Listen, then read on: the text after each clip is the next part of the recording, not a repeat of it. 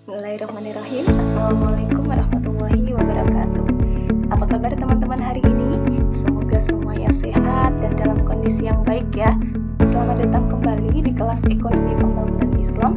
Hari ini kita akan masuk ke topik yang sangat penting di dalam memahami kondisi sosial ekonomi di negara kita, yaitu ukuran kemiskinan. Siap?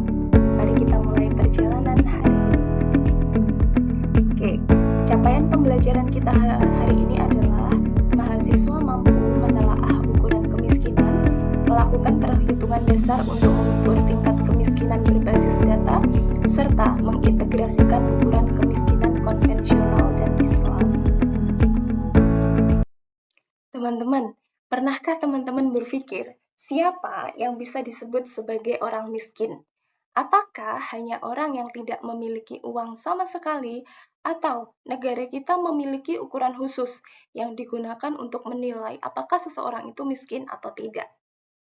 Ada dua ukuran yang akan kita bahas pada hari ini. Yang pertama adalah ukuran kemiskinan BPS.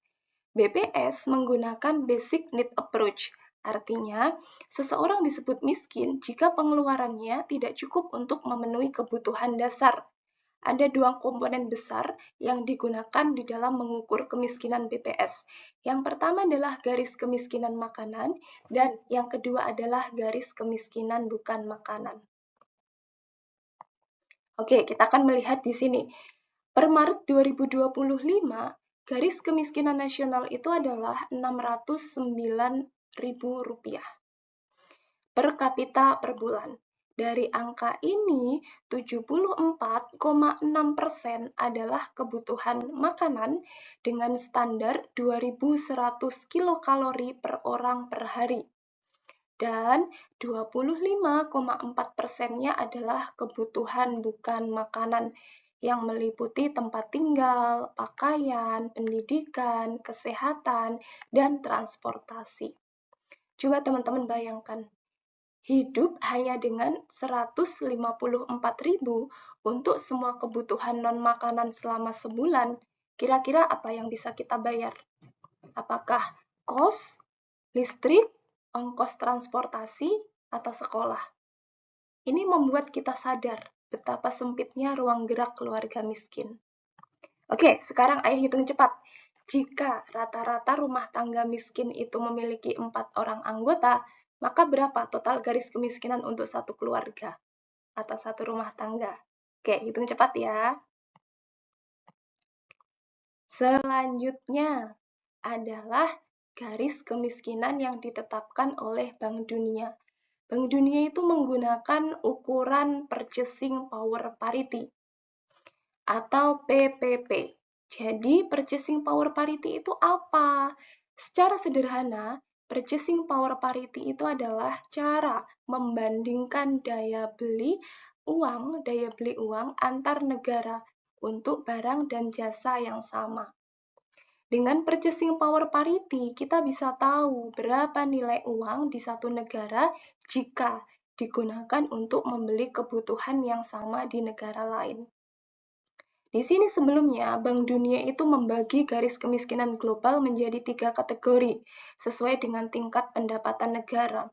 Ada 2,15 US dollar untuk negara berpendapatan rendah, ada 3,65 US dollar untuk negara berpendapatan menengah bawah, dan yang terakhir adalah 6,85 US dollar untuk negara berpendapatan menengah atas. Dan, yap, termasuk Indonesia. Iya, Indonesia itu ada di kategori 6,85 US dollar per hari. Pertanyaannya adalah, mengapa harus dibagi 3?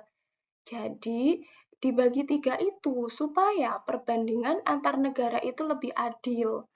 Negara dengan pendapatan rendah itu tidak bisa disamakan dengan negara menengah atas, sehingga kebijakan global itu bisa lebih sesuai dengan kondisi ekonomi negara masing-masing. Oke ya, untuk memudahkan memahami Purchasing Power Parity, coba ya kita menggunakan ilustrasi. Teman-teman coba diambil alat tulisnya, kita menghitung bareng-bareng untuk memahami Purchasing Power Parity. Bayangkan, di Amerika Serikat, uang 6,85 US dollar itu bisa membeli apa saja. Anggaplah bisa membeli satu burger, ditulis ya, satu burger, kemudian 1 liter susu, dan 1 tiket bis. Nah, di Indonesia, barang dan jasa tadi itu bisa dibeli dengan berapa rupiah? Oke, anggaplah kita menggunakan perkiraan. Oke, sekarang ditulis lagi. Jadi barang yang sama, burger di Indonesia itu harganya adalah 25.000. Kemudian 1 liter susu itu adalah 20.000. Dan 1 tiket bis dalam kota adalah 15.000. Kalau dijumlahkan, berapa totalnya? Iya, betul. 60.000 per hari. Jadi, dari ilustrasi ini, maka jika menggunakan purchasing power parity di Indonesia, kita bisa memperkirakan bahwa 60.000 kali 30 hari totalnya adalah 1.800.000 per kapita per bulan. Oke. Nah, pertanyaannya adalah kalau kita bandingkan kota besar seperti Jakarta dan di perdesaan, apakah daya beli ini akan sama? Kenapa coba? Kenapa kira-kira berbeda? Atau kalau sama, mengapa bisa sama? Oke. Kemudian selanjutnya kita akan membahas tentang ukuran kemiskinan Bank Dunia dan BPS itu ada tujuan dan kegunaannya masing-masing. Kita mulai dari BPS dulu. Sebenarnya semuanya sama memiliki tujuan untuk mengukur kemiskinan. Semuanya berbicara tentang kemiskinan, tetapi pasti keduanya memiliki tujuan yang berbeda. Kita mulai dari BPS. Yang pertama, BPS itu menetapkan garis kemiskinan nasional.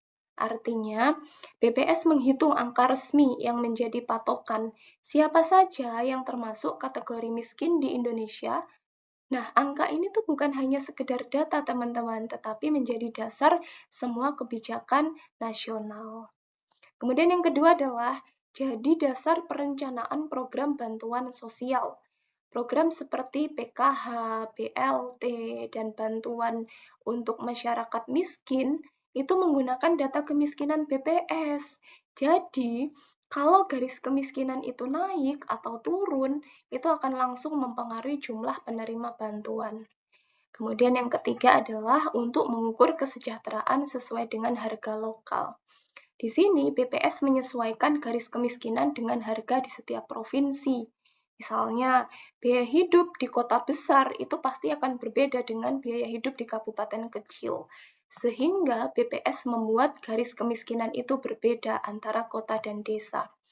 Dan yang terakhir adalah untuk memantau perbedaan kemiskinan di kota dan di desa. Data BPS itu akan menunjukkan dinamika, apakah kemiskinan itu lebih banyak ada di desa atau justru lebih banyak muncul di perkotaan. Ini akan membantu pemerintah untuk fokus ke wilayah mana yang paling membutuhkan intervensi. Pertanyaannya, ini harus dijawab nih sama teman-teman. Menurut teman-teman, kenapa penting ada garis kemiskinan yang berbeda antara di kota dan di desa?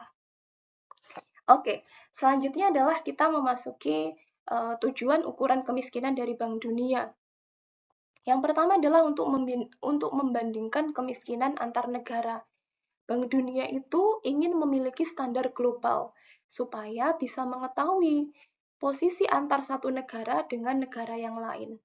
Ini akan membantu melihat perkembangan pembangunan di dunia. Kemudian yang kedua adalah untuk menentukan klasifikasi ekonomi negara.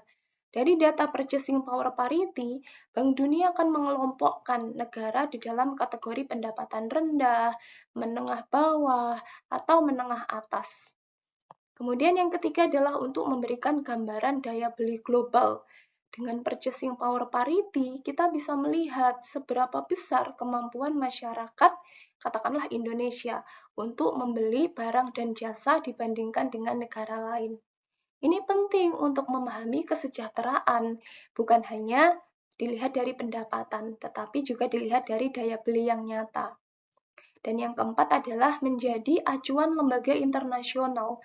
Data kemiskinan dari Bank Dunia ini bisa digunakan oleh lembaga internasional, contohnya adalah IMF, untuk membuat kebijakan bantuan internasional atau untuk melihat data investasi dan program pembangunan lintas negara.